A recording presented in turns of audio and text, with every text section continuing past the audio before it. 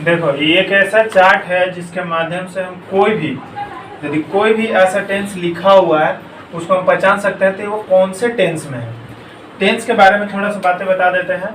Total tense इसी में, इसमें ये टेंस है और ये 3 समय में घटित होता है। एक प्रेजेंट मतलब जो अभी चल रहा है, एक पास्ट जो पहले बीत चुका है, और एक फ्यूचर जो आने वाला है। समय 3 ही होता है, उसके अलावा कोई समय नहीं होता है। यदि या तो कोई काम अभी हो रहा है, या तो हो गया है, या तो होगा, इसके अलावा कुछ भी नहीं होगा। टाइम बस इतना ही है कि कोई काम को या तो हम कर रहे हैं, या तो पहले कर चुके हैं, या फिर आने वाले फ्यूचर में, आने वाले समय में हम करेंगे। बस 3 ही बात हो सकता है। अब इसके अलावा कोई टाइम नहीं है। अब ये है, फिर ये 4 भाग में होता है। टेंस जो है ये 4 भाग में, present indefinite tense, present continuous tense, present perfect tense, present perfect continuous tense. इसी प्रकार ये पूरा प्रेजेंट का लाइन होगी। अब पास्ट से देखेंगे तो पास्ट इंडेफिनिट टेंस ये वाला हो गया, पास्ट कॉन्टिन्यूअस टेंस ये वाला हो गया, पास्ट परफेक्ट टेंस ये वाला हो गया, पास्ट परफेक्ट कॉन्टिन्यूअस टेंस ये वाला हो गया। अब फ्यूचर में देखें तो फ्यूचर इंडेफिनिट टेंस ये वाला हो गया, फ्यूचर कॉन्टिन्यूअस टेंस ये वाला हो गया, फ्यूचर परफेक्ट टेंस ये वाला हो गया, फ्यूचर परफेक्ट कॉन्टिन्यूअस टेंस ये वाला हो गया। अब हम यदि इसको सिर्फ देख करके यहाँ से निकाल सकते हैं कि कौन सा टेंस में है, सिर्फ 10 सेकेंड के भीतर, उससे ज़्यादा टाइम नहीं लगेगा। यदि हम कोई भी एक सेंटेंस लिखें, जैसे एक सेंटेंस हम लिखते हैं आई ईट। अब इसमें ढूंढना 2 चीज है, एक हेल्पिंग वर्ब को और दूसरा मेन वर्ब को। वो 2 ही चीज हो सकता है। वर्ब क्या होता है, हेल्पिंग वर्ब क्या होता है, मेन वर्ब क्या होता है, ये पहले जान लेते हैं। वर्ब होता है कोई भी काम, कोई भी काम मतलब खाना पीना, उठना बैठना, स्कूल जाना, सब काम ही है। और इसी 2 के सहारे हम लोग ढूंढेंगे। सबसे पहले हम ढूंढेंगे हेल्पिंग वर्ब। तो इसमें यदि हम देखें तो हेल्पिंग वर्ब है ही नहीं। अच्छा, इसमें हेल्पिंग वर्ब कहाँ दिया हुआ है, ये डिजाइन जो किया हुआ है, इस डिजाइन के नीचे जितना लिखा हुआ है ये सब हेल्पिंग वर्ब है। नीचे जितना लिखा हुआ है क्या क्या हेल्पिंग वर्ब है, do, does, did, shall, will, is, are, is, am, are, was, were, shall be, will be, has, have, had, shall have, will have been और हैज बीन, हैड बीन और शैल हैव बीन और will have been. बस इतना ही सा है helping verb. अब इसमें जो है यदि हेल्पिंग वर्ब मिल गया तो समझ लो कि उसी टेंस में है। यदि नहीं मिला, ऐसा हो सकता है कि ना मिले, तो यदि नहीं मिला तो क्या है, वो 2 ही तो किसी में हो सकता है। वो कौन है, वो है सिर्फ प्रेजेंट इंडेफिनिट और पास्ट इंडेफिनिट। ऐसा क्यों, ऐसा इसलिए कि इसमें हम एक चीज दिखा देते हैं, पॉजिटिव और नेगेटिव। इसका मतलब है कि इसके अंदर हेल्पिंग वर्ब जो दिया हुआ है, डू, डज और डिड, ये रह भी सकता है और नहीं भी रह सकता है। लेकिन इन दोनों के अलावा ऐसा कोई भी टेंस नहीं आएगा जिसमें कि हेल्पिंग वर्ब ना रहे। अब जो भी टेंस आया हेल्पिंग वर्ब उसमें नहीं है तो समझ लो कि यही दोनों में से कोई ना कोई है। बस अब ये दोनों में से कोई ना कोई है, तो इस टेंस को यदि हम देखें तो आई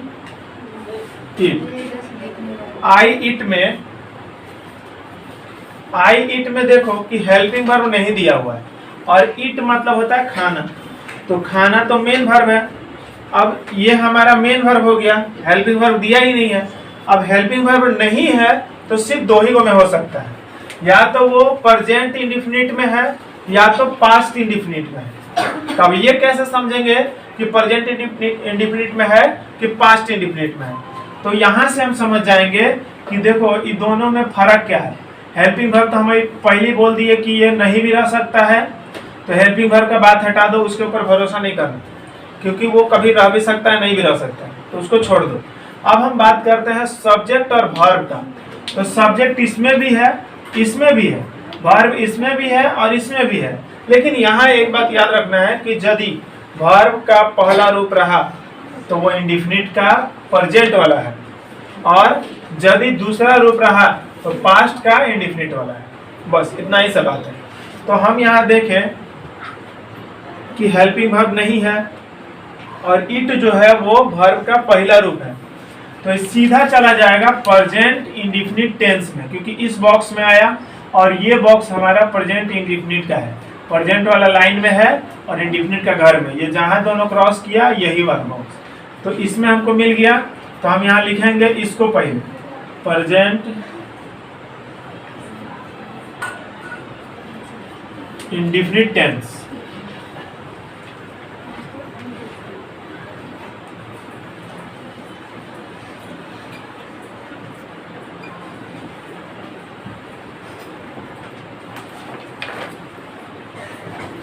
अब इसी प्रकार एक और एग्जांपल ले लें, यदि दूसरा नंबर, और उसमें यदि हम लिख दें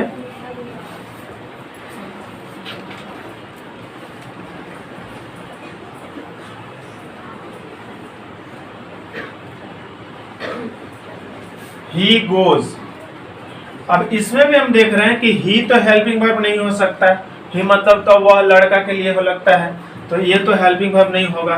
गोज, गोज मतलब होता है जाना, तो जाना तो काम है, ये मेन वर्ब है, तो हमको फिर से वही सेंटेंस मिला जिसमें कि हेल्पिंग वर्ब है ही नहीं। तो यदि हेल्पिंग वर्ब नहीं है तो वो दो ही में हो सकता है, या तो प्रेजेंट का इंडिफिनिट टेंस में या तो पास्ट का इंडिफिनिट टेंस में। तो अब इसमें देखेंगे कि कौन सा, ये जो गोज है, गोज, ये गो में ईएस लगा हुआ है, गो में ईएस लगा है, मतलब सिंगुलर से प्लूरल बनाया गया है, लेकिन वो सेकंड रूप नहीं है, ये फर्स्ट रूप ही है। तो इसको भी हम वही लिखेंगे प्रेजेंट इंडिफिनिट टेंस। यहाँ लिखेंगे प्रेजेंट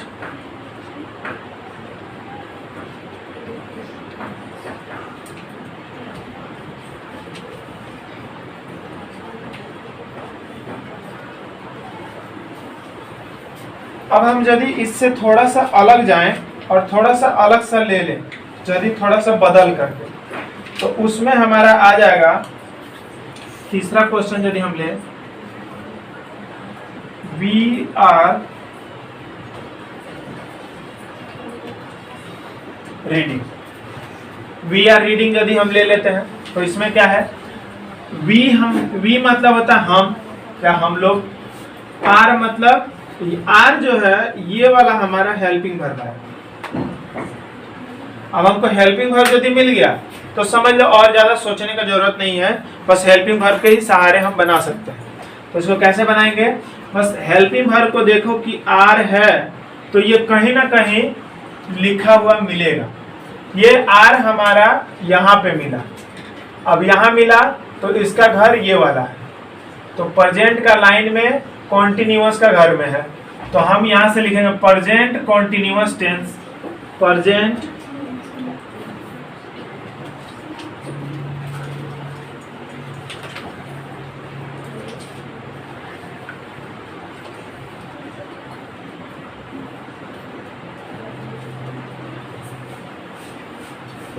एकदम इजी है।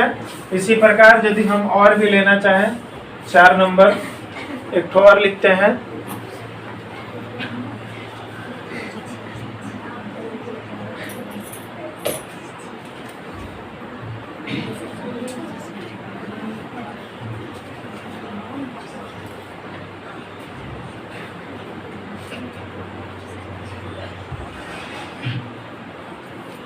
I have eaten.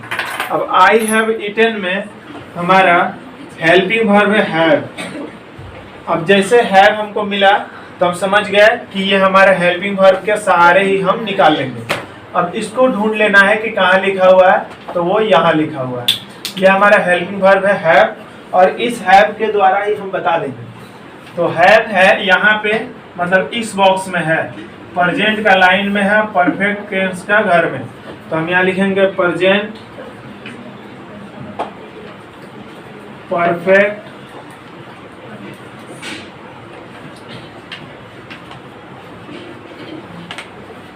पांचवा। यदि इसी तरह का एक एग्जांपल ले लें,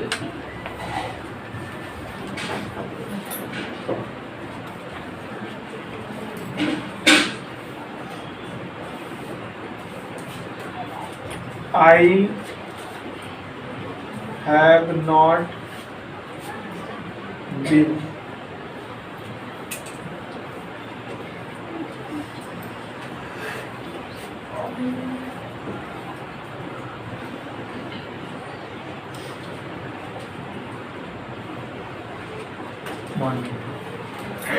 इसमें हम देखें तो हमको हेल्पिंग वर्ब तो सिर्फ ढूंढना है। हमको हैव मिल गया और मिल गया बीन, ये दो हेल्पिंग वर्ब मिला, लेकिन ये अलग अलग नहीं है, एक ही साथ इसको समझेंगे। हैव बीन, अब हैव बीन इसमें से ढूंढना है कि कहाँ पर है। हमको हैव बीन यहाँ मिला, तो इस बॉक्स का बात है प्रेजेंट का लाइन में है और प्रेजेंट परफेक्ट कॉन्टिन्यूअस टेंस में है। Present perfect continuous tense.